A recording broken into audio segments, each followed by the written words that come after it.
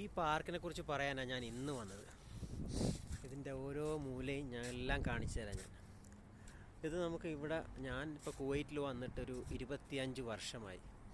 ഈ 25 വർഷമായതിൽ ഒരു 10-18 വർഷമായിട്ടുണ്ട് ഈ ഒരു പാർക്ക് ഇവിടെ വന്നിട്ട്. ചെറിയൊരു പാർക്കാണ്, അത് ആൾക്കാർക്കൊക്കെ വന്നിരിക്കാൻ വേണ്ടി മാത്രമാണുള്ളതാണ്. അപ്പോൾ ഇതുകൊണ്ട് ഒരുപാട് പേർക്ക് ഒരു എന്താ പറയുന്ന സമയം ചിലവഴിക്കാൻ പറ്റിയൊരു സ്ഥലമാണിത്. ഇത് കണ്ടില്ലേ, കുറേ ഈന്തപ്പനകളും പിന്നെ അതിനനുസരിച്ചുള്ള ഇത് പുല്ല്. നമ്മുടെ നാട്ടിലൊക്കെ നല്ല എന്ത് ഭംഗിയായിട്ട് വെച്ചിരിക്കുന്നത് നോക്കിയാൽ. ഇത് കണ്ടില്ലേ, ഇതൊക്കെ അവർ കറക്റ്റായിട്ട് വന്നെല്ലാം വെട്ടിയെല്ലാം വൃത്തിയാക്കുന്നതാണ്. അപ്പോൾ ഞാൻ എൻ്റെ ജോലിയുടെ ആ ബ്രേക്ക് ടൈമിന് ഞാൻ ഇവിടെയാണ് വന്നിരിക്കാറുള്ളത് എല്ലാ ദിവസവും.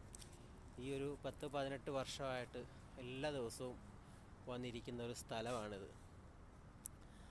നമ്മുടെ ബെഞ്ച് ഈ ബെഞ്ചാണ്. ഈ ബെഞ്ചിലാണ് എപ്പോഴും ഞാൻ ഇരിക്കുന്നത്.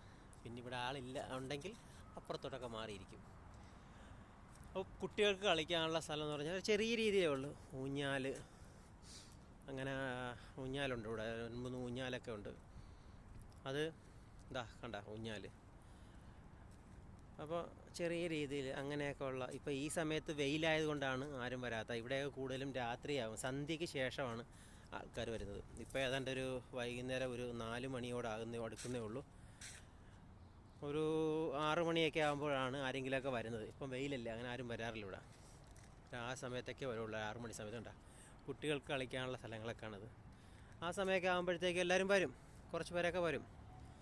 അപ്പോൾ ഇങ്ങനെ ഒരു സംഭവം ഇവിടെ ചെയ്തിട്ടിരിക്കുന്ന കാരണം നമുക്ക് ഫ്രീ സമയങ്ങളിലൊക്കെ ഇവിടെ വന്നിരിക്കാൻ പറ്റും.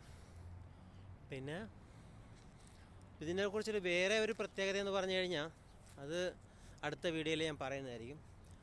അതിൻ്റെ ഒരു പ്രത്യേകത എന്ന് പറഞ്ഞാൽ ഒരു വലിയ ഒരു സംഭവമാണത്. അടുത്ത വീഡിയോയിൽ അതിനെക്കുറിച്ച് പറയാം കേട്ടോ.